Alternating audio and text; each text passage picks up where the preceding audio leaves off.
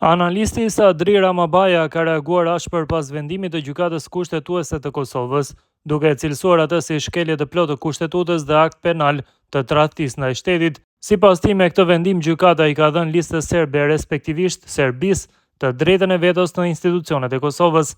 Pas hyrjes në fuqi të këtij vendimi, Serbia kurdo që i leverdis do ta bllokojë funksionalizimin e Republikës, kësaj i thon Ahtisaari Plus, ka shkruar Ramabaja. Ndërkohë, juristi Kadri Kryeziu ka reaguar po ashtu ndaj publikimit vetëm të dispozitivit të gjykatës kushtetuese, duke i quajtur veprimin një praktikë juridike dhe manovër politike. Sipas tij, njoftimi i cunguar po teston reagimet publike dhe lë Republikën e Kosovës në pezull, çka minon besimin në kushtetut dhe përmban rrezik serioz për shtetin.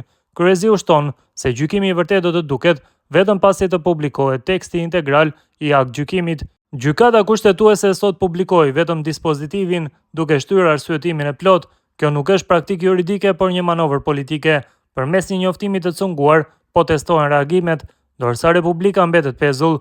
Ky veprim e minon besimin në kushtetut dhe bart në vetvete farën e një goditje të rëndë ndaj shtetit. Megjithatë, gjykimi i vërtet bëhet vetëm nga teksti integral i aktgjykimit. Aty shihet nëse kemi një interpretim kushtetues apo një rrugë drejt vetvrasjes shtetërore. Kujtojmë se gjykata kushtetuese ka nxjerrë vendim lidhur me çështjen e konstituimit të Kuvendit të Kosovës, duke konstatuar se seanca konstituitive nuk ka përfunduar si rezultat i moszgjedhjes së nënkryetarit nga radhët e pakicave serbe.